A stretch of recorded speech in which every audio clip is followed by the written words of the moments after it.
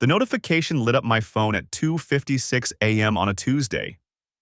I wasn't supposed to see it. Hell, I wasn't even supposed to be awake. But our 6-month-old daughter Emma had other plans, screaming her lungs out with what the pediatrician kept calling just colic. My wife Jessica hadn't stirred. She'd been sleeping like the dead lately, which I'd attributed to exhaustion from motherhood. I was wrong about a lot of things. The notification was from our cellular provider. Your iCloud storage is full. Upgrade now? I grabbed Jessica's iPad from the nightstand. We shared an Apple ID back then, one of those married couple things that seemed sweet at the time, and started deleting old photos to free up space.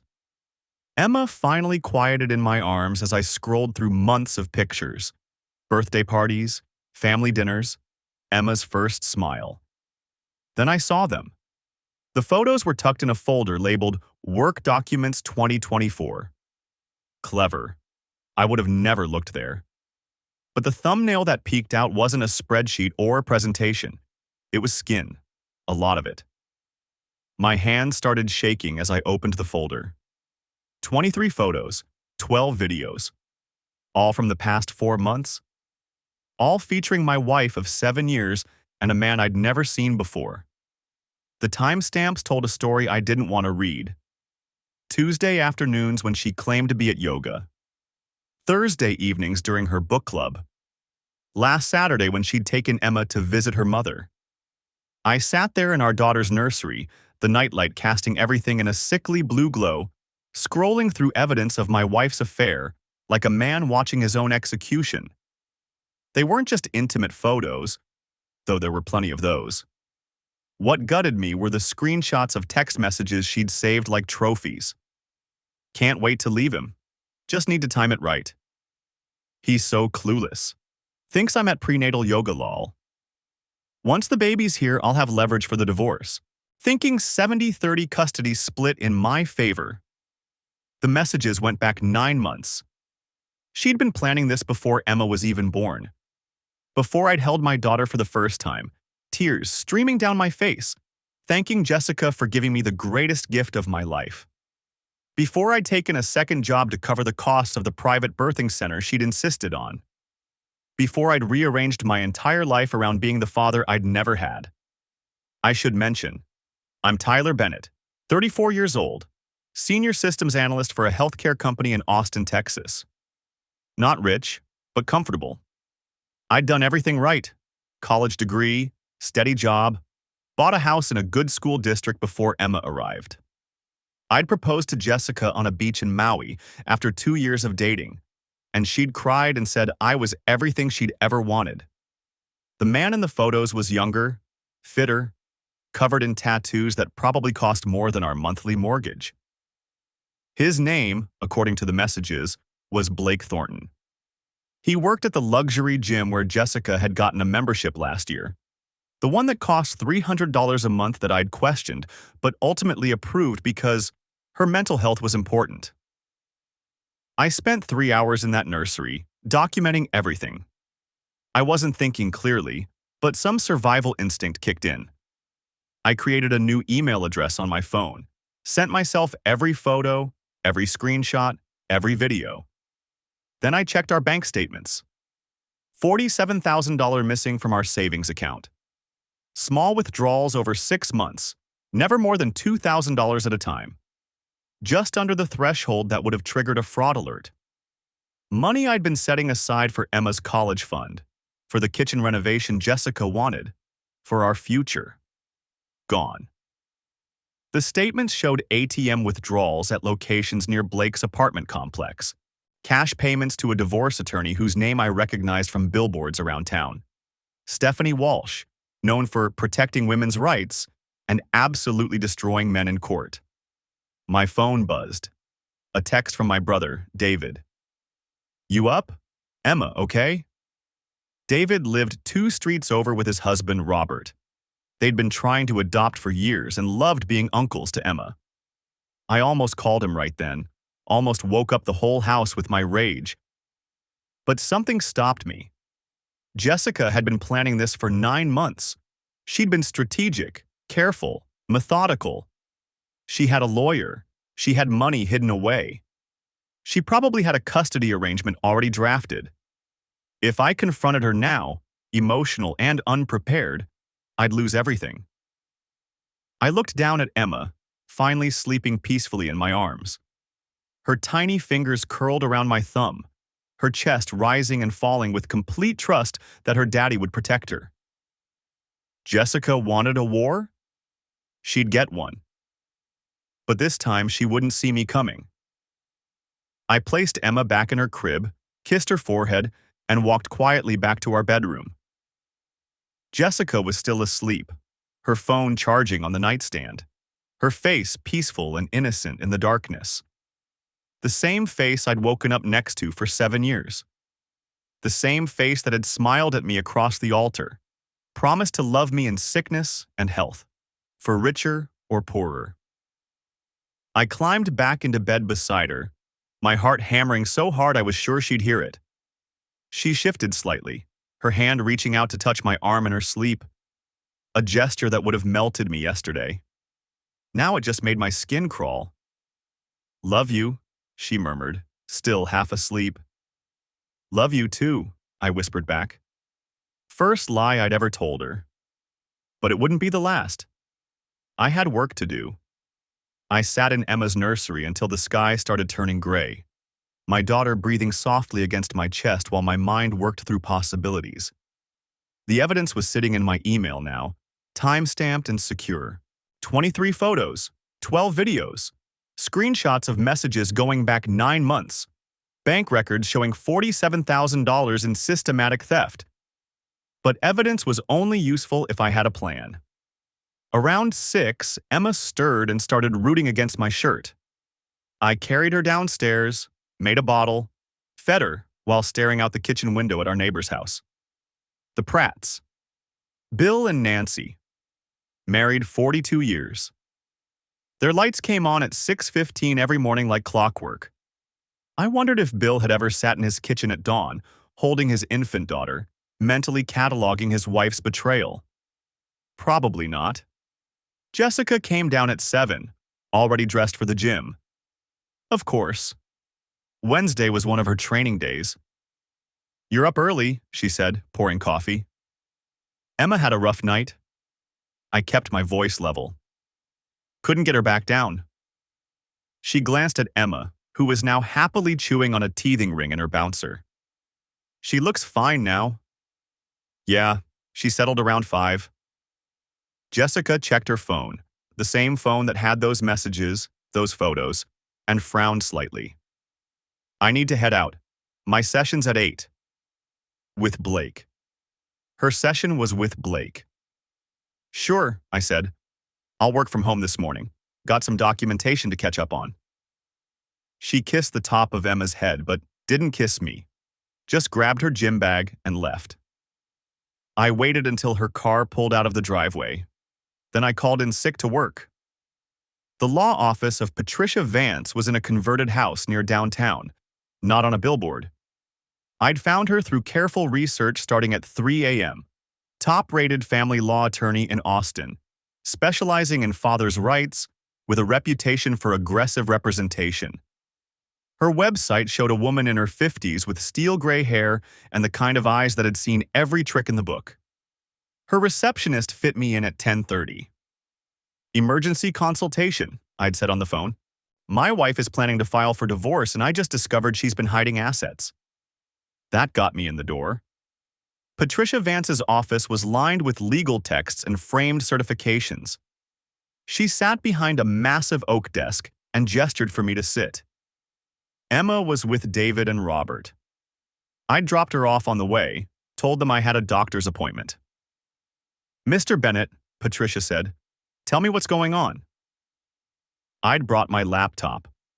I'd also brought a flash drive with all the evidence, organized into folders, photos, messages, financial records, timeline.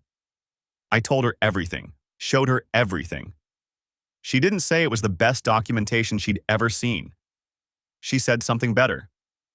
"Your wife made a critical mistake," Patricia said, clicking through the bank records. "She started moving money while you were still married, from joint accounts without your knowledge or consent. That's not protecting assets for a divorce. That's theft. And these text messages where she discusses using your daughter as leverage? She looked up at me. Texas courts don't look kindly on parental alienation tactics. Can we get the money back? We can certainly try. More importantly, we can use this to establish a pattern of deception and financial misconduct. The affair itself isn't as relevant. Texas is a no-fault divorce state. But the financial impropriety and her stated intention to manipulate custody? That's gold. She leaned back in her chair. Here's what's going to happen. You're going to go home and act completely normal. You're going to be the devoted husband and father you've always been. You're not going to confront her. You're not going to tip your hand in any way. Meanwhile, I'm going to prepare a filing that will freeze all your assets, establish temporary custody arrangements, and request a full forensic accounting of your finances. How long? I can have everything ready in 72 hours, but I want to wait until we have one more piece. What piece? I want to know if there's more money we don't know about. You found $47,000 in withdrawals. What if there's more? What if she's opened accounts in her name only? What if Blake has accounts she's been funneling money into? I hadn't thought of that. I have an investigator I work with, Patricia continued. Former FBI Financial Crimes Unit. He can trace money trails that most people don't even know exist. But it takes time. Maybe a week, maybe 2. She's planning to file on Friday, I said. I saw the messages. Her attorney told her to wait until Friday. Patricia's eyes sharpened. This Friday? 3 days from now? Yes. Then we move faster. Who's her attorney? Stephanie Walsh.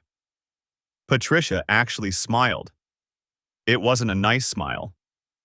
Stephanie likes to file first, establish the narrative, make her clients look like the victims. She probably told your wife that whoever files first has the advantage. She tapped her pen against her desk. She's wrong. Whoever has the better evidence has the advantage. And right now, that's us. So what do? You go home. You be normal. Tomorrow you're going to take your daughter to your brother's house and tell your wife you need a few hours to yourself, stress from work, whatever. You're going to come back here and sign paperwork. Then tomorrow night, Thursday night, you're going to make sure you're home with Emma. Why? Because Friday morning before your wife can get to Stephanie Walsh's office, a process server is going to hand her divorce papers. Papers that freeze all accounts, establish temporary custody with you as primary parent pending a full hearing, and request a complete financial audit. She's going to wake up Friday morning thinking she's about to ambush you. Patricia's smile got sharper. Instead, she's going to find out she's already been outmaneuvered. I drove home in a daze. Emma slept in her car seat. I picked her up from David's, made some excuse about the doctor's appointment being routine blood work, nothing serious. David studied my face. You okay? You look like hell. Didn't sleep much. Emma was fussy. You sure that's all? I almost told him. Almost unloaded everything right there. But Patricia's voice was in my head. Act normal. Don't tip your hand. Yeah, I said. Just tired. Back at home, I fed Emma lunch, played with her on her activity mat, did all the normal dad things. My phone buzzed around 1. Jessica. Training ran long, grabbing lunch with Amber, home by 3. Amber, sure. I wondered if Amber even existed, or if it was just another lie, another cover for time with Blake. I texted back, no problem, take your time. Then I did something I hadn't done in years. I opened the Find My Friends app on my phone. Jessica and I had shared our locations when we first got married. Some article she'd read about how couples who were transparent with each other had stronger relationships. I'd forgotten it was even still active. I opened it now. Jessica's little avatar was not at a restaurant. She was at an apartment complex on the east side. I zoomed in, got the address, opened a new browser window. Blake Thornton's address, according to the public records I'd searched at 4 a.m., was in that exact complex. She wasn't grabbing lunch with Amber. She was in Blake's apartment. I sat there on my living room floor, Emma babbling happily beside me, and felt something cold settle in my chest. Not rage. Not anymore. Something colder than that. Certainty. Jessica came home at 3:15, bright-eyed and cheerful. "Hey, how's my girl?" She scooped up Emma, who giggled and grabbed at her mother's hair. "We had a good day," I said. "Didn't we, Em?" "I'm going to give her a bath before dinner," Jessica said. "I'm kind of tired. Maybe we can do something easy. Takeout?" "Sure," I said. "Whatever you want." She smiled at me. Actually smiled. Like she wasn't planning to destroy our family in 48 hours. Like she hadn't just spent the afternoon in another man's bed. "You're the best," she said. I ordered Thai food. We ate at the kitchen table, Emma in her high chair between us, gumming a rice cracker. Jessica talked about her day. Careful lies, probably, though I wasn't really listening. I made appropriate noises, asked appropriate questions. Played the role of the devoted husband. After dinner, I gave Emma her bottle and put her to bed. Read her the same board book about the sleepy bunny. Kissed her forehead. "Daddy's got you," I whispered. "I promise." When I came back downstairs, Jessica was on the couch, scrolling through her phone. Our phone.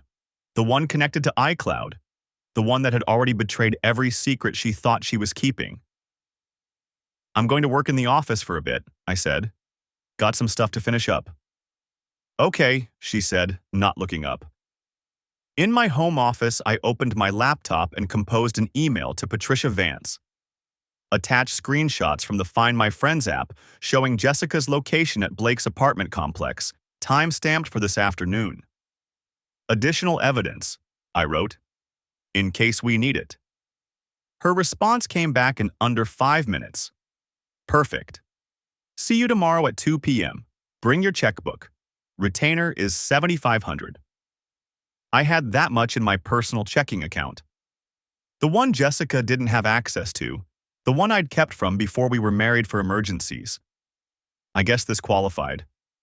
Thursday tomorrow, papers signed. Friday morning, the process server. I sat back in my chair and stared at the ceiling. 48 hours. In 48 hours, Jessica's carefully constructed plan was going to collapse. Her attorney, her affair partner, her stolen money, her scheme to use Emma as leverage, all of it was going to blow up in her face. And I was going to be there to watch it happen. I woke up Friday morning to Emma's babbling through the monitor. 6:15 a.m. Jessica was still asleep beside me, her breathing deep and even. In a few hours, everything would detonate. I got up, went through the motions, changed Emma's diaper, made her bottle, sat in the nursery while she ate, her tiny hand wrapped around my finger. The morning light filtered through the curtains, soft and peaceful. The last peaceful morning, probably, for a long time. "It's going to be okay," I whispered to her. "I promise." My phone buzzed. "Patricia Vance. Process server will be at your door at 9 a.m. sharp. Make sure you're home. Make sure she's home." I texted back, "We'll be here." Jessica emerged around 7:30, already dressed in her workout clothes. Black leggings, sports bra under a tank top. She'd showered last night, after lunch with Amber, after actually being at Blake's apartment until 4:47 p.m., according to Find My Friends. "Morning," she said, kissing the top of Emma's head. Not me. She hadn't kissed me in weeks, I realized. "You're up early." Emma was fussy. The lie came easily now. I'd been practicing for 2 days. "I'm meeting Amber for a run," Jessica said, grabbing her water bottle. "Should be back by 9:30. There it was. She was planning to be gone when the process server arrived. She'd been planning to file today, Friday, just like her texts to Blake had indicated. Get out of the house, file the papers, let me get served while she established an alibi somewhere public with a witness. Actually, I said, can you stick around this morning? I need to run to the office. Server migration issue. Shouldn't take more than an hour, but I can't bring Emma. Jessica's face flickered. Annoyance, then calculation. I really wanted to get this run in. Please. I met her eyes. It's important. Work's been on me about this all week. She hesitated. I could see her weighing it. Canceling her plans versus refusing a simple request that would look suspicious later. Fine, she said, but I need to be out by 10. I have an appointment. I'll bet you do. No problem, I said. I'll be back way before then. I went upstairs, made a show of getting dressed for work. Khakis, button-down, the whole costume. Jessica was on her phone in the kitchen, typing furiously. Probably telling Blake the change in plans. Probably telling Stephanie Walsh she'd be delayed. At 8:45, I grabbed my keys. Heading out. Thanks for watching her. Yeah. Jessica didn't look up from her phone. I got in my car, pulled out of the driveway, and drove exactly 2 blocks. Parked on David and Robert Street where I could see my house but wouldn't be immediately visible. My hands were shaking on the steering wheel. 8:52 a.m. My phone rang. Patricia Vance. He's en route, she said. 5 minutes out. I'm ready. Tyler. Her voice was firm. When you go back in after he serves her, do not engage. Do not argue. Do not explain. The papers explain everything. Your only job is to stay calm and document her reaction if possible. Understood. And Tyler? You're doing the right thing. For Emma. The call ended. I sat there, watching my house. The morning was beautiful. Clear sky, birds singing, neighbors walking dogs. Normal Friday morning in suburban Austin. 8:58 a.m. A white sedan pulled up in front of my house. A man in his 50s got out, carrying a manila envelope. He walked up to the door with the casual confidence of someone who'd done this 1,000 times. He rang the doorbell. I watched through my car window, heart hammering. 15 seconds. 30. The door opened. Jessica, holding Emma on her hip. I could see her confused expression even from 2 blocks away. See her shift Emma to her other hip. See her take the envelope. The process server said something, pointed to a line on the papers. Jessica's body language changed. She stepped back, started to close the door, but he was already walking away. Job done. Jessica stood in the doorway for a long moment. Then she ripped open the envelope. I started my car. By the time I pulled into the driveway, Jessica was inside. I could see her through the front window, pacing in the living room, papers in her hand, phone pressed to her ear. Emma was in her bouncer, mercifully oblivious. I walked in. Jessica spun around. Her face was white, eyes wild. What the hell is this? Divorce papers, I said calmly. I think that's pretty clear. You... She looked down at the papers, then back at me. You're filing for divorce? You're asking for primary custody?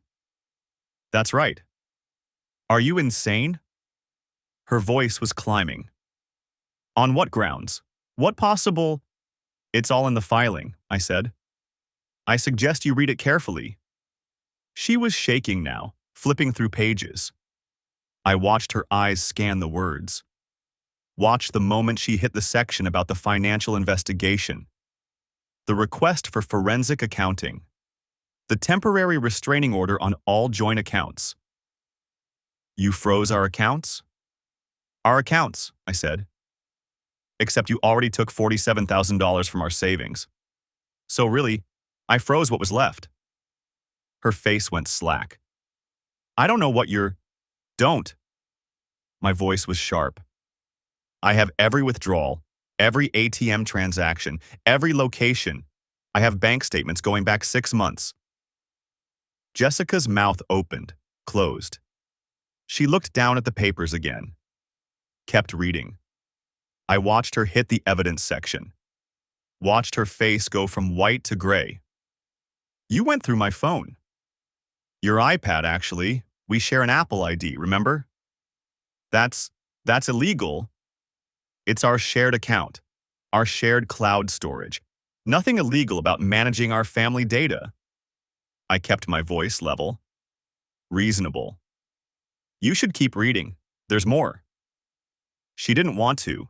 I could see her not wanting to, but she couldn't stop herself. Her eyes moved down the page. Hit the attachment list. 23 photographs. 12 videos. Screenshots of text messages. Financial records.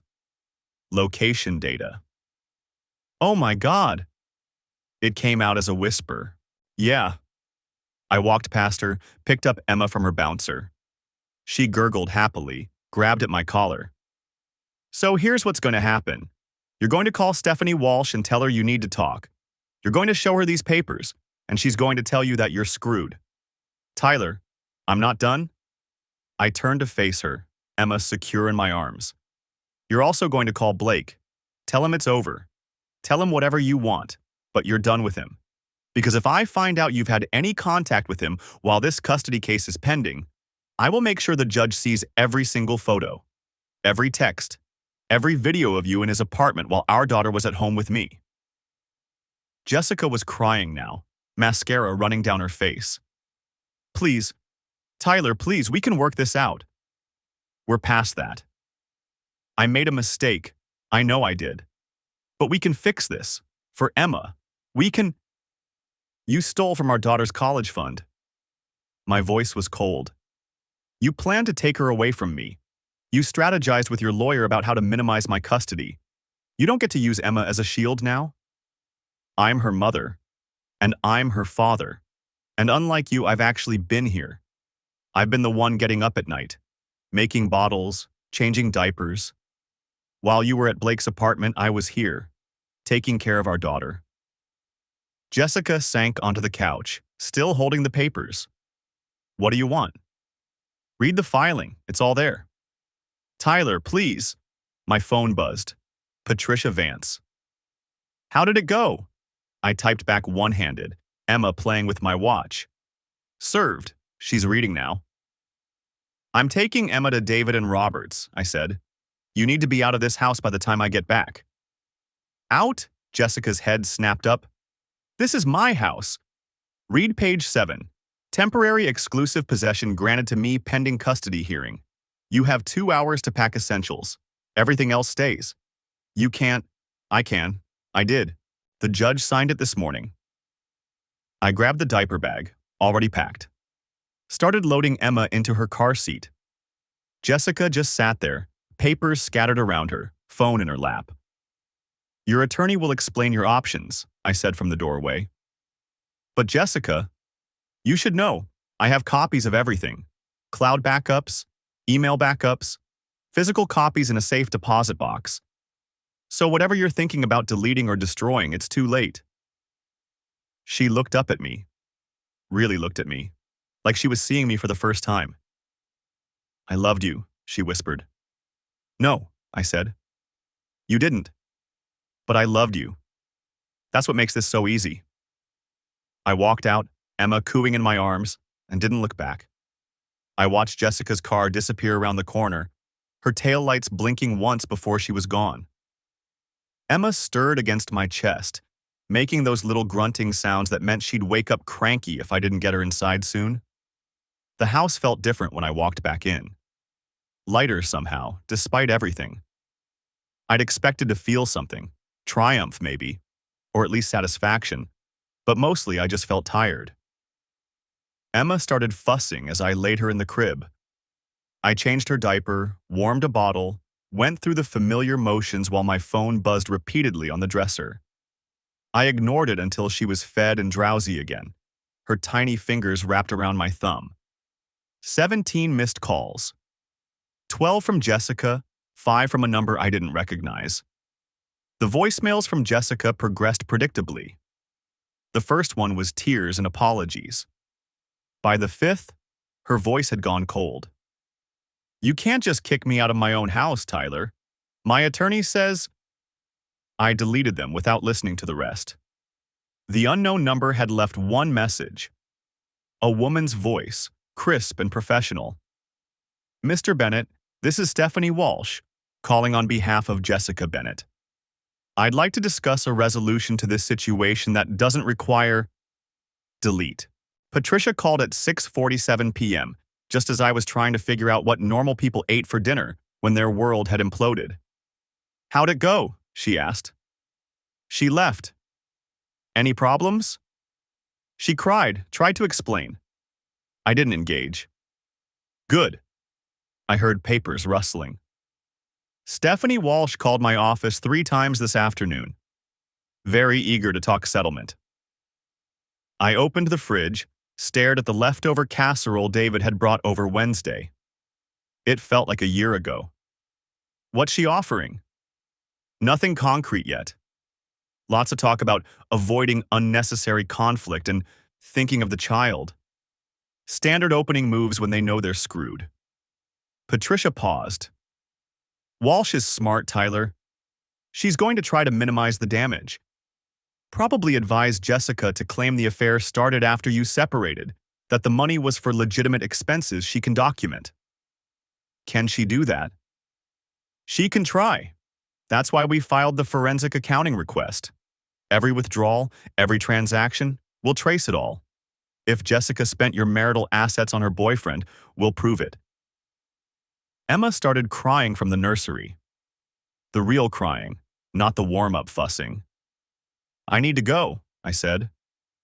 One more thing. Don't answer Jessica's calls. Don't respond to texts. Everything goes through me now. If she shows up at the house, you document it and call the police. She's violating the temporary order. Got it. And Tyler, change the locks tomorrow. I know the order gives you possession, but let's not make it easy for her. Emma had gas, or colic, or she just missed her mother. I couldn't tell anymore. By 9 p.m., I'd walked circles around the living room for an hour, bouncing her against my shoulder while she screamed. Nothing worked. Not the pacifier, not the white noise machine, not the specific swaying motion that usually calmed her down. My phone lit up on the coffee table. Jessica again. Then a text. She likes to be held facing out when she's fussy. Support her chest with your left hand. I stared at it for a long moment. Then I shifted Emma around, supporting her chest the way Jessica described, letting her face outward instead of against my shoulder. She quieted almost immediately. I typed back, "Don't contact me directly. Everything through attorneys." The response came 30 seconds later. "I'm her mother. You can't keep me from helping with our daughter." Patricia's voice echoed in my head. "Don't engage." I blocked the number. Emma fell asleep at 9:47 p.m. I put her down carefully, held my breath through the 30-second window where she might wake up, then crept out of the nursery like I was defusing a bomb. The house was too quiet. I'd gotten used to Jessica's presence even this past week when we'd barely spoken. The sound of her moving around in the other room, water running in the bathroom, the particular way she closed cabinet doors. Now there was just silence and the hum of the refrigerator. I sat on the couch with my laptop and opened my email. 43 new messages since this morning. Most were junk, a few from work that I'd have to deal with Monday. One from David with the subject line, "You okay?" I typed back, "She's gone. I'm managing." His response came immediately. "Robert's making lasagna tomorrow. Come over for dinner, 5:30.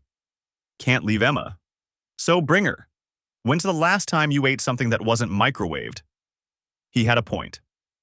"Okay," I typed. "Thanks." The next email made my stomach drop. The sender was blaketfitness@gmail.com. I almost deleted it. Almost. But I needed to know. "Tyler, I know you probably don't want to hear from me. I get it.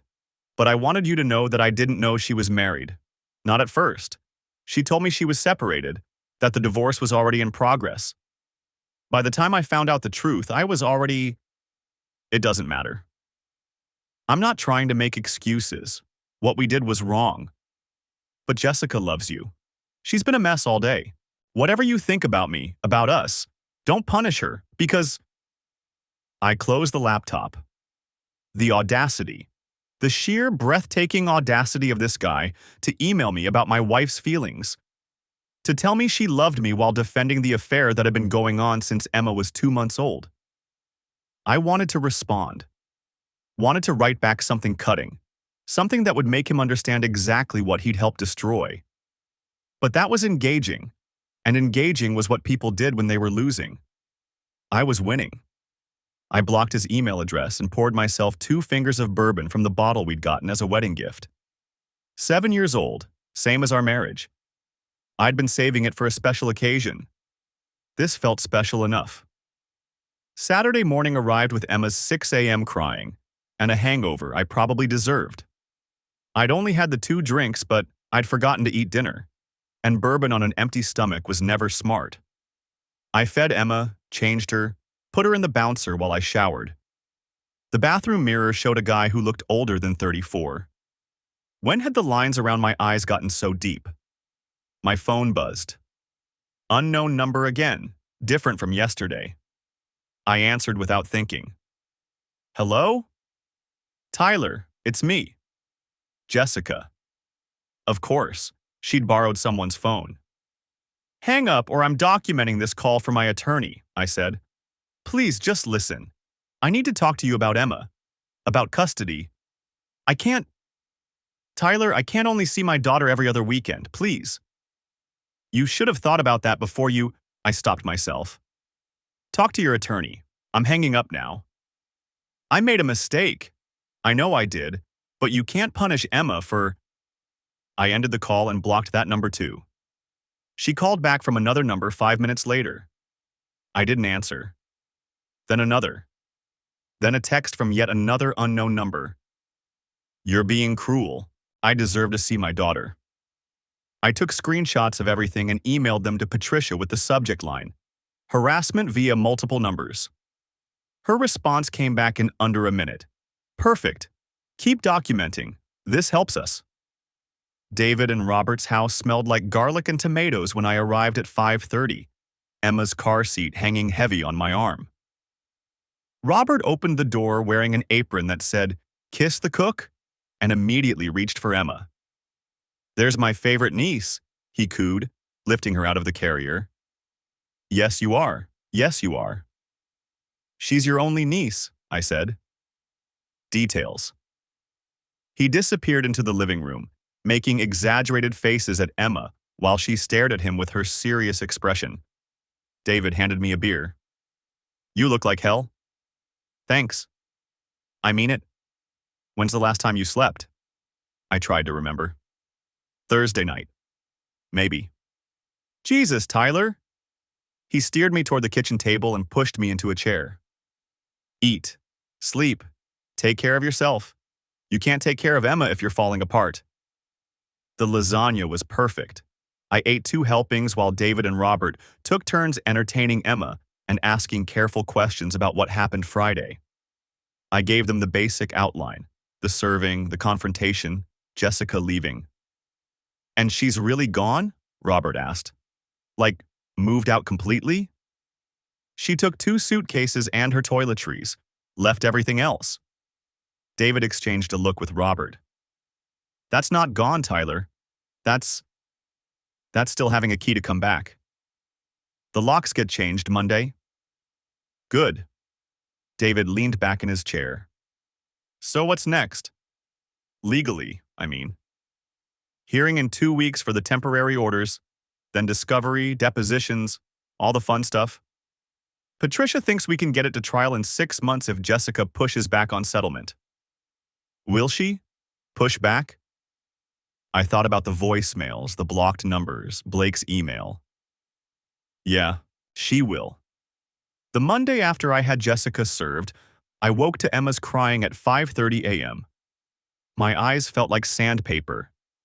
3 nights of broken sleep were catching up to me, but I dragged myself out of bed and stumbled to the nursery. Emma's face was red and scrunched, tears streaming down her cheeks. I picked her up, checked her diaper, soaked through, and got her changed while she wailed. The whole time my phone buzzed on the changing table. Another unknown number, the 7th since yesterday afternoon. I let it go to voicemail. By the time I got Emma fed and settled in her bouncer, the coffee maker had finished its cycle. I poured a cup and finally checked my phone. 6 voicemails. I deleted them without listening. Patricia had been clear. All communication through attorneys only. But there was one email that made me pause. The sender was an address I didn't recognize. Email protected. Mr. Bennett. My name is Chloe Thornton. I'm Blake's older sister. I got your contact information from Blake's phone after what happened yesterday. I need to talk to you about my brother and your wife. There are things you should know that Blake either doesn't realize or won't tell you. I work in family law, paralegal, not attorney, and I've seen this pattern before. Can we meet? Coffee somewhere public. I have documentation that might be relevant to your case. I'm sorry for what you're going through. Chloe. I read it twice, then forwarded it to Patricia with a note. Legitimate or trap? Her response came back in under 5 minutes. Interesting. Let me vet her first. Don't respond yet. I set the phone down and focused on Emma. She was making those cooing sounds she'd recently discovered, her tiny fists waving in the air. For a moment, watching her, I could almost forget the chaos swirling around us. Almost. The house felt wrong without Jessica in it. Not in a way that made me miss her. That ship had sailed the moment I saw those photos, but in the way a mouth feels wrong after a tooth extraction. An absence where something had been, even if that something had turned rotten. I'd taken the week off work, citing a family emergency. My boss had been understanding, told me to take whatever time I needed. The irony wasn't lost on me. Jessica had been planning to use my work travel against me in custody arguments, and here I was, the one actually taking time off to care for our daughter. By 9 a.m., I had Emma down for her morning nap and was doing laundry when my phone rang. Patricia. I checked out Chloe Thornton, she said without preamble. She's real. Works as a paralegal at Whitman & Associates downtown. Been there 6 years, clean record, no connection to Stephanie Walsh's firm. So she's legitimate? Appears to be. Whether her information is useful is another question. But I think you should meet with her. I'll come with you. Is that necessary? Tyler, anything related to this case I want to be present for. If she has documentation, I need to see it firsthand. Chain of custody matters if we end up using it. We set up the meeting for that afternoon at a coffee shop near the courthouse. Patricia would meet me there at 2 p.m. I spent the next few hours in a fog of domestic tasks. Bottles, laundry, vacuuming. The mundane rhythm of it kept me from thinking too much about what Chloe might tell me. What could Blake's sister possibly know that would matter? David came by at noon with lunch, barbecue from our favorite place on East 6th. He also brought Robert, who immediately scooped up Emma and started making ridiculous faces at her. You look like hell, David said, setting the food on the kitchen counter. Thanks. I'm serious. When's the last time you slept more than 3 hours? I don't know. Thursday? He shook his head. Robert and I can take Emma tonight. Give you a break. I can't ask you to. You're not asking. I'm offering. We need the practice anyway. He glanced at Robert, who was now singing some off-key lullaby to Emma. Besides, she loves her Uncle Robert. I wanted to refuse. The thought of being away from Emma, especially now, made my chest tight. But David was right. I was running on fumes. Okay, I said, but just for tonight. Deal. We ate lunch while Robert entertained Emma. David asked about the case, but I kept it vague. Patricia had warned me about discussing details, even with family. The less said outside her office, the better. At 1:30, I loaded Emma into her car seat and headed downtown. Patricia had agreed to watch her during the meeting. Her office had a small play area for clients with kids. When I arrived, her paralegal, a woman named Amy, immediately took Emma and started cooing over her. "We'll be fine," Amy said, waving me off. "Go.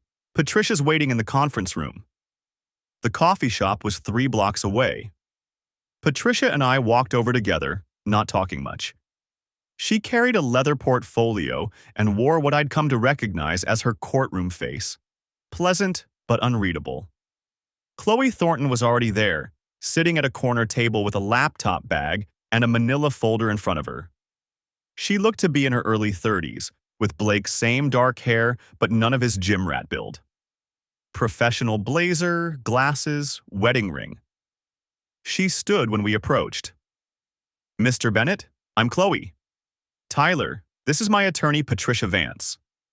If Chloe was surprised I'd brought my lawyer, she didn't show it. "Of course. Thank you for meeting with me." We sat. I ordered coffee I didn't want just to have something to do with my hands. "I'll get right to it," Chloe said once the server left. "My brother is an idiot. A well-meaning idiot, but an idiot nonetheless." Patricia's pen was already poised over her legal pad. "Go on." "Blake told me about the email he sent you. The whole, 'I didn't know she was married' thing." Chloe opened the manila folder. "That's technically true, but it's not the whole truth." She slid a printed screenshot across the table. It was a text conversation between Blake and Jessica from 7 months ago. Blake: "So when do I get to meet your daughter?" Jessica: "Not yet. It's complicated." Blake: "Because of your ex?" Jessica: "He's not my ex yet. Soon." Blake: "How soon?" Jessica: "I'm working on it. These things take time." I stared at the words. My coffee arrived, but I didn't touch it. "She told him you were separated," Chloe said. "That you were living in the house until the divorce was finalized, but that it was over." Blake believed her because he's Blake. He sees the best in people even when he shouldn't. "But she was never separated from Tyler," Patricia said, still writing. "They were living together as a married couple the entire time." "Right. I figured that out about 2 months ago when Blake showed me a photo Jessica had sent him. It was a selfie, nothing inappropriate, but I could see the background. A bedroom. And on the nightstand behind her was a framed photo, a wedding photo." She pulled out another printout, the selfie in question. I recognized Jessica's smile, the one I'd thought was genuine for 7 years. And there, slightly out of focus in the background, was our wedding photo from Maui. "I asked Blake about it," Chloe continued. "He said Jessica told him it was still up because taking it down would tip off her ex that she was moving on, that they were keeping up appearances for the custody situation."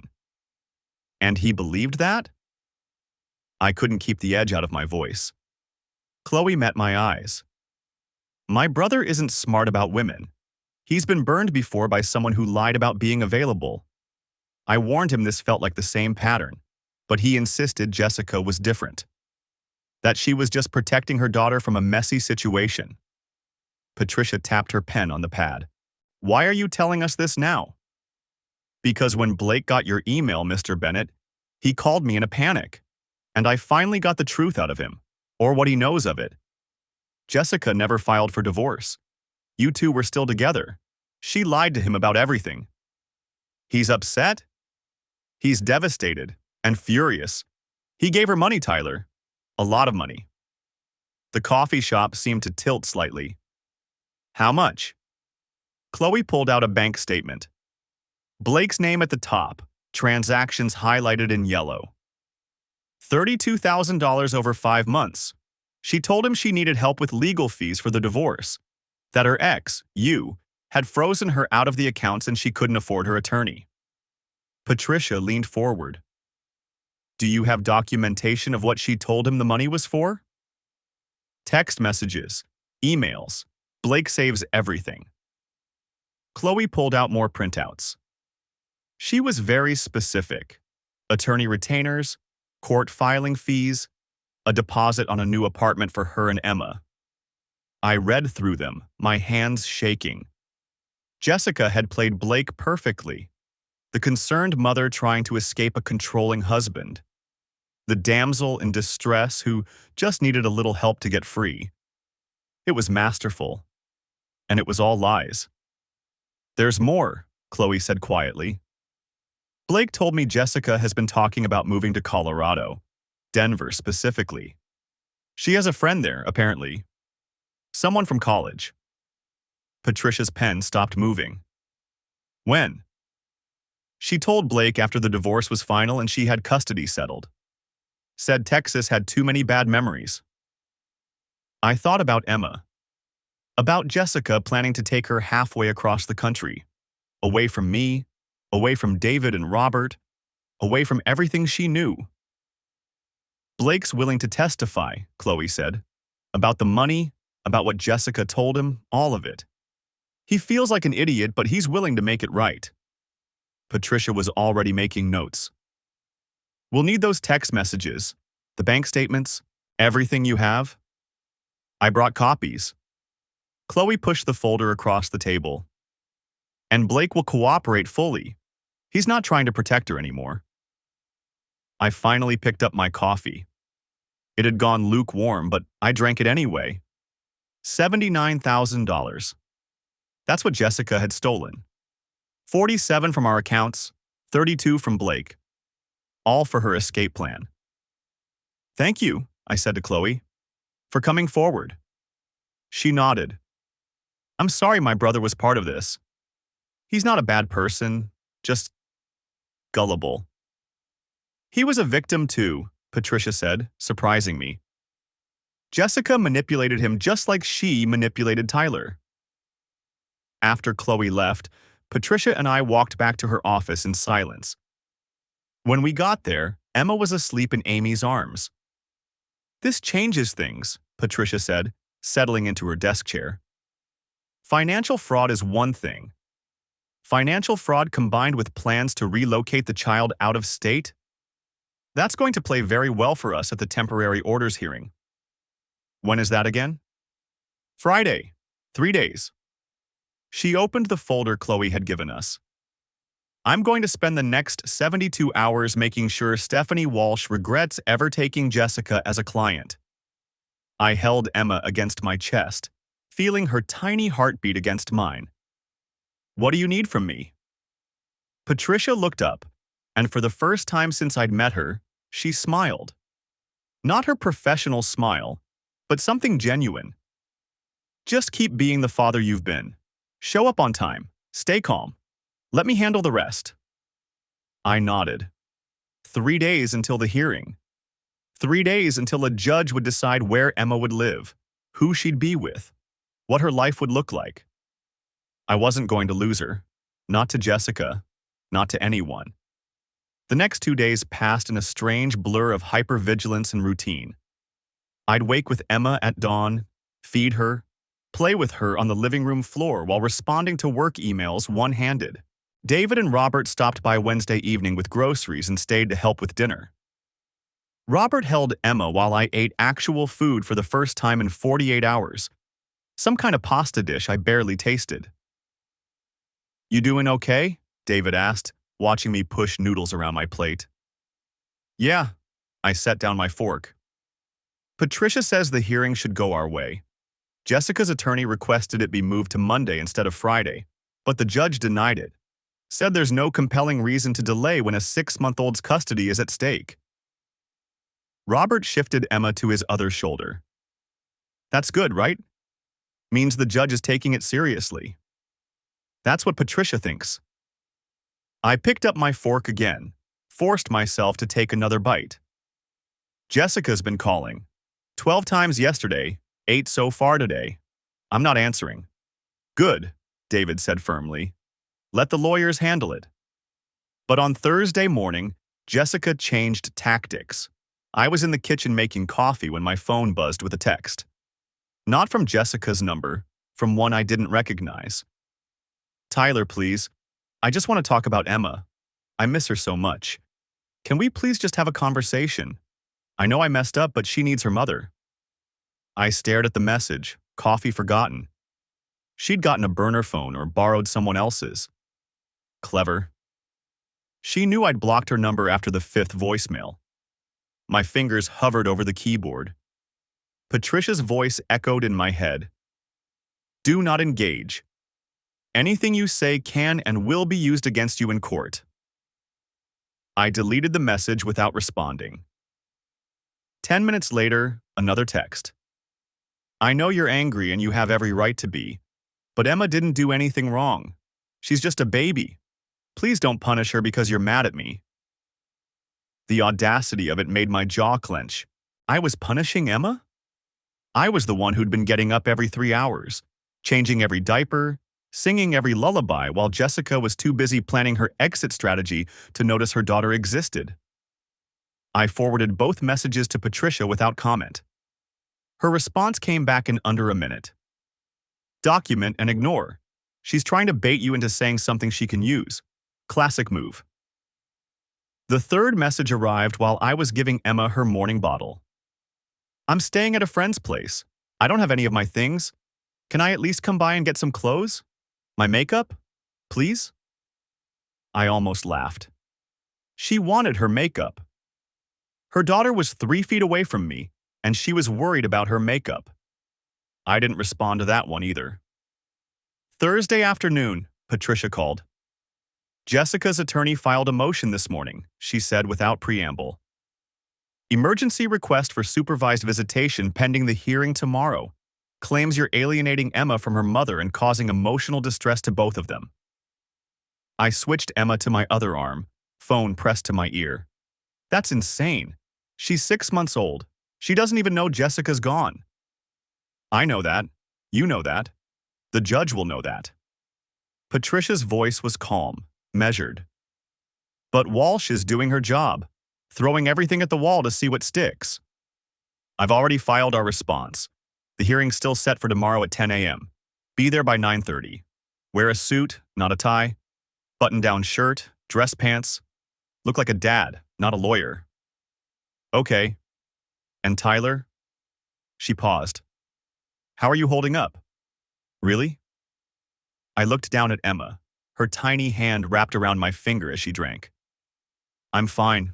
I have to be. That's not what I asked. It's the only answer that matters right now. She was quiet for a moment. Fair enough. See you tomorrow. That evening, I laid out my clothes for the hearing. Gray slacks, navy button-down, brown leather shoes. I looked at my reflection in the bedroom mirror and barely recognized myself. 4 days ago, I'd been a husband. Now I was a single father preparing for a custody battle. The bedroom still smelled like Jessica's perfume. Her side of the closet was full of clothes she'd texted about wanting. Her makeup bag sat on the bathroom counter where she'd left it Tuesday morning, probably assuming she'd be back that evening after I'd been served. I should mention, I'd changed the locks Wednesday morning. Patricia had advised it, said it was within my rights since I had temporary possession of the marital home. The locksmith had been a quiet guy in his 50s who didn't ask questions, just changed out the deadbolt and door handle in 20 minutes flat. Jessica didn't know yet. I wondered if she'd try to come by tonight, test her key in the lock and find it didn't work anymore. Part of me hoped she would. Emma went down easy that night, exhausted from a long day of tummy time and a bath. I stood in the nursery doorway watching her sleep, that same protective fury rising in my chest. Tomorrow, a judge would decide if Jessica got to see her. The day after that, or next week or next month, another judge would decide who got primary custody. I knew what Patricia had said about my chances. I knew the evidence we had. But I also knew the statistics. Mothers got primary custody in 75% of cases, even when they were the ones who'd cheated, who'd stolen, who'd planned to disappear across state lines with a 6-month-old. My phone buzzed. Another unknown number. Tyler, this is Blake Thornton. I know you probably don't want to hear from me, but I need to tell you something about Jessica. It's important. Please call me back. I stared at the message for a full minute. Blake. The tattooed personal trainer who'd been sleeping with my wife for 9 months, who'd had his own $32,000 stolen by her, whose sister had handed me the evidence that torpedoed Jessica's entire plan. What could he possibly have to tell me that I didn't already know? I saved the number under Blake and set the phone down without responding. Whatever he wanted could wait until after tomorrow's hearing. I had enough to deal with. But 20 minutes later, lying in bed and staring at the ceiling, curiosity got the better of me. I picked up the phone and typed, "What is it?" The response came back almost immediately. "She's pregnant." I sat up so fast I nearly dropped the phone. "What?" 3 dots appeared, disappeared, appeared again. "She told me Tuesday night, said she's 8 weeks along. Thought you should know before the hearing." My mind raced, doing math I didn't want to do. 8 weeks. That was late March, early April. We'd had sex exactly twice in March, once on my birthday, once the week after. Both times she'd seemed distracted, going through the motions. But she'd also been sleeping with Blake. Regularly, enthusiastically, if the photos were any indication. "How do you know it's true?" I typed back. "She showed me a positive test. Took it at my place." "How do you know it's yours?" The pause was longer this time. "I don't. That's why I'm telling you. She says it is, but..." Another pause. "She said a lot of things that weren't true." I lay back down, phone clutched in my hand, staring at the ceiling again. Jessica was pregnant. Maybe. Possibly with Blake's baby, possibly with mine, possibly lying about the whole thing to manipulate one or both of us. The timing was almost funny. If she was really 8 weeks along, she would have known before she planned to file for divorce. Before she planned to take Emma to Colorado. She would have known and said nothing, just kept executing her exit strategy with a second kid on the way. Or she wasn't pregnant at all, and this was another play, another manipulation, a way to complicate the custody hearing, to make herself look more sympathetic. The pregnant mother separated from her infant daughter. "Thanks for telling me," I finally typed back. "I'll let my attorney know." "For what it's worth," Blake responded. "I'm sorry. About all of it. I really thought she was separated. I wouldn't have..." He didn't finish the sentence. I didn't respond. What was there to say? He'd slept with my wife for 9 months, gotten her pregnant maybe, and now felt bad about it. Great. That changed nothing. I forwarded the entire conversation to Patricia with a single line. "Just got this. Thoughts?" Her response came through at 11 p.m. "Jesus Christ, okay, don't panic. This could actually help us if she tries to use it tomorrow. I'll be ready either way. Get some sleep." Sleep. Right. I checked on Emma one more time, then lay in bed watching shadows move across the ceiling until my alarm went off at 6 a.m. Tomorrow would decide everything. The courtroom was smaller than I'd expected. Fluorescent lights, worn carpet, a Texas flag hanging limp beside the American one. I sat at the plaintiff's table with Patricia, my hands folded in front of me, trying to look calm while my heart hammered against my ribs. Jessica arrived 10 minutes late with Stephanie Walsh, wearing a dress I'd never seen before, something modest and maternal, probably purchased specifically for this hearing. Her eyes were red-rimmed, makeup carefully applied to look like she'd been crying but was bravely holding it together. She didn't look at me. The judge was a woman in her early 60s named Barbara Keating. Patricia had told me she was fair, thorough, and had zero patience for games. She took her seat, reviewed the files in front of her, and got straight to business. "This is a hearing on temporary orders in the matter of Bennett versus Bennett. I've reviewed both filings and the supporting documentation. Mrs. Walsh, your client filed an emergency motion for supervised visitation. Mr. Vance, your client is requesting primary physical custody with supervised visitation for the respondent. Let's start with you, Mrs. Walsh." Stephanie stood, smoothed her suit jacket. "Your Honor, my client is a devoted mother who has been wrongfully separated from her 6-month-old daughter for nearly a week. Mr. Bennett served her with divorce papers and immediately barred her from the marital home and from seeing her child. This is parental alienation in its most egregious form. Your Honor, Patricia interrupted, standing. If I may. Mrs. Walsh's characterization is inaccurate. Ms. Bennett was not barred from seeing her daughter. She left the marital home of her own accord after being served with divorce papers that she knew were coming, because she'd been planning to file identical papers the same day. Judge Keating held up a hand. I've read the filings. Mrs. Walsh, does your client dispute that she was planning to file for divorce on the same day she was served? Stephanie hesitated. Your Honor, the timing of… Yes or no, counselor? She had consulted with an attorney about her options, yes. And had she retained that attorney, paid a retainer? Another hesitation. Yes, Your Honor. Then let's dispense with the narrative that she was blindsided. Judge Keating looked down at her notes. I'm more interested in the financial allegations. Mr. Vance, you're claiming Ms. Bennett withdrew approximately $47,000 from marital accounts without Mr. Bennett's knowledge or consent? Patricia opened her folder. That's correct, Your Honor. We have bank statements showing systematic withdrawals over 6 months, all made by Ms. Bennett, totaling $47,312. Additionally, we have evidence that Ms. Bennett obtained $32,000 from a third party under false pretenses, claiming she needed money for divorce attorney fees while still married to Mr. Bennett.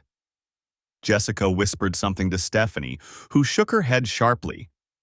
Judge Keating studied the documents Patricia had submitted. And the third party? They're willing to testify to this? Yes, Your Honor. We have written statements and supporting documentation. Your Honor, Stephanie interjected, my client withdrew money from her own joint account for legitimate household expenses. $79,000 in household expenses? Judge Keating's eyebrow arched. In 6 months? While living in a home with a working spouse? My client was preparing to establish a separate residence, while still living with her husband and telling him nothing was wrong. The judge set down the papers. Mrs. Walsh, I've been doing this for 23 years. I know preparation for divorce when I see it, and I know financial misconduct when I see it. These are not the same thing. She turned to Jessica directly. Ms. Bennett, did you or did you not withdraw $47,000 from accounts jointly held with your husband without informing him? Jessica stood slowly. Your Honor, I was planning to tell him. I just needed to make sure I had resources to take care of our daughter. So you did withdraw the money? Yes, but…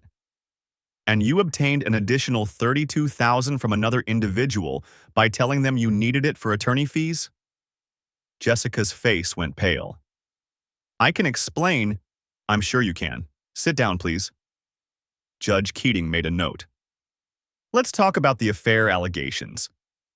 Mr. Vance, you've submitted evidence of an extramarital relationship? Patricia stood again. Yes, Your Honor. Photographs, videos, and text messages spanning 9 months, including the period before and after the child's birth. The messages indicate that Ms. Bennett was planning to divorce Mr. Bennett and use their daughter to secure favorable custody arrangements. Your Honor, this is character assassination, Stephanie started. It's evidence, Mrs. Walsh, and it's relevant to the question of credibility and fitness. Judge Keating looked at Jessica again. Ms. Bennett, were you involved in a romantic relationship with someone other than your husband during your marriage? Jessica's voice was barely a whisper. Yes? And did you discuss using your daughter as leverage in divorce proceedings? I was upset. I didn't mean… Yes or no? Yes. Jessica was crying now, real tears this time. But I love my daughter. I would never hurt her. Judge Keating's expression didn't change. Mrs. Walsh, does your client have anything to add about the alleged pregnancy? The courtroom went silent. I felt Patricia tense beside me. Stephanie looked genuinely confused. Pregnancy, Your Honor? Your client didn't inform you. According to evidence submitted this morning, Ms. Bennett claims to be 8 weeks pregnant. Jessica's face crumbled. She grabbed Stephanie's arm, whispered frantically. Stephanie's expression went from confused to furious in about 3 seconds. Your Honor, I need a moment to consult with my client. You can consult after I make my ruling. Judge Keating closed the file in front of her. Here's what I see. A mother who systematically stole from her family, conducted an affair while her infant daughter was at home, planned to relocate said daughter out of state without the father's knowledge, and has now potentially complicated matters with another pregnancy of uncertain parentage. And a father who, by all accounts, has been the primary caregiver, has stable employment and housing, and has documented everything appropriately. She looked at Jessica, then at me. This isn't a close call. Your Honor, Stephanie tried. I'm granting Mr. Bennett primary physical custody of the minor child, Emma Bennett. Ms. Bennett will have supervised visitation, 2 hours per week, at a location to be determined by Mr. Bennett's attorney. All marital assets are frozen pending a full accounting. Ms. Bennett is ordered to provide documentation of all withdrawals and expenditures from marital funds within 30 days. Jessica let out a sob. Stephanie put a hand on her shoulder. Furthermore, Judge Keating continued, if Ms. Bennett is indeed pregnant, she will submit to paternity testing immediately upon the child's birth. If Mr. Bennett is determined to be the father, we'll revisit custody arrangements at that time. If he's not, that's a separate matter entirely. She signed the order with a flourish. Temporary orders are in effect immediately. Full hearing is scheduled for... She checked her calendar. August 15th. That gives both parties time to complete discovery and prepare their cases. Anything else? Patricia stood. No, Your Honor, thank you. Stephanie looked like she wanted to argue but knew better. No, Your Honor. Then we're adjourned. The gavel came down. I sat there, not quite believing it was over. Emma was mine. Legally, officially mine. Jessica would get 2 hours a week under supervision, and even that felt like too much. Patricia gathered her papers. Let's go. I stood on shaky legs and followed her out. Behind me, I could hear Jessica crying, Stephanie's voice low and angry. I didn't look back. Outside the courtroom, Patricia turned to me. That went better than I expected. Keating doesn't usually rule that decisively on temporary orders, but the financial evidence and the pregnancy bombshell, she shook her head. Jessica's attorney is going to be furious with her. What happens now?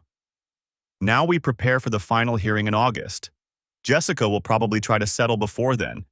She has to know she's not going to win at trial, but that's her decision to make. Patricia checked her watch.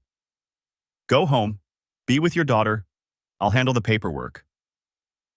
I drove home in a daze, the temporary order printed and sitting on the passenger seat. Primary physical custody. The words kept repeating in my head.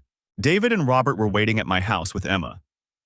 They'd been watching her during the hearing, and she was asleep in Robert's arms when I walked in. Well? David asked. I won. The words felt strange. Primary custody.